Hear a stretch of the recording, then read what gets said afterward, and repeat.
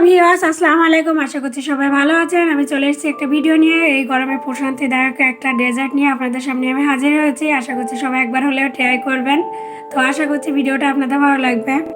তো এই মজাদার রেসিপিটা তৈরি করার জন্য আমাদের করতে হবে 1 লিটার দুধ নিতে হবে। সেটাকে আমি প্যানে বসিয়ে লো মিডিয়াম আঁচে রান্না করব এবং এর সাথে আমার কিছু প্রয়োজনীয় জিনিসও অ্যাড করতে হবে। যে যেভাবে ডেকোরেশনটা চায় সে সেভাবে কিছু দিতে পারে। তো আমি এখানে কিছু স্টিকি নুডলস অ্যাড করলাম, তারপরে কিছু মোটা দানা সাবু 60 গ্রামের মতো। আপনারা আন্দাজের অনুযায়ী করবেন এটা। আমি 5 মিনিটের মতো এটাকে সুন্দরভাবে ফুটিয়ে নিব এবং তার সাথে অ্যাড করে দেবো 1 কাপের মতো চিনি। যে যেমন চিনি পছন্দ করেন সে তেমনটাই এখানে ব্যবহার করবেন।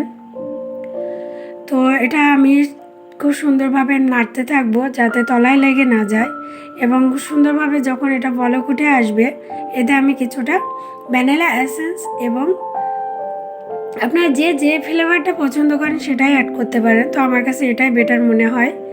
অ্যান্ড আমি এখানে আর সুন্দরভাবে নাড়াচাড়া করার পরে অ্যাড করে দিলাম কিশমিশ। তারপর এটা আমি চুলা থেকে নামিয়ে ফ্রিজে 1 ঘন্টার জন্য রেখে দেবো রেস্টে। আগে থেকে কিছু ফ্রুটস এখানে কেটে রেখেছিলাম, আনফর্চুনেটলি সেটা আমি এখানে দেখাতে পারলাম না। তো সেগুলো এখন আমি দিয়ে ডেকোরেশন করব। কিছুটা পাকা কলা দিয়ে তার উপরে আরও কিছুটা ফালুদার মিক্সার দিয়ে দিলাম। আমার ফ্রুটস কাটা ছিল ফালুদার জন্য, কলা আর ঘরে আমার যেটা ছিল আসলে আপেল ছিল আর ড্রাগন ফ্রুট ছিল। তো সেটা দিয়ে আমি সুন্দরভাবে একের পর এক লেয়ার তৈরি করে একটা সুন্দর ডেকোরেশনের জন্য এটাকে সেট আপ করে দিলাম। আপনারা চাইলে এখানে রুহ আফজা বা আপনাদের ঘরে কোনো ধরনের জেলো টেন জাতীয় কিছু থাকলে সেগুলো আপনারা অ্যাড করতে পারেন। আর কেউ চাইলে আইসক্রিম দিয়েও খেতে পারেন অথবা এভাবেও রাখতে পারেন।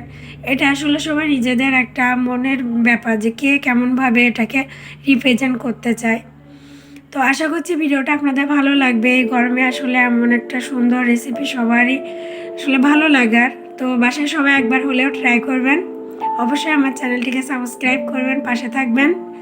সবার সুস্বাস্থ্য কামনা করি। আর হ্যাঁ, গরমে অবশ্যই বেশি বেশি পানি পান করবেন। সবাই ভালো থাকবেন, আমার জন্য দোয়া করবেন। ধন্যবাদ সবাইকে। আল্লাহ হাফেজ।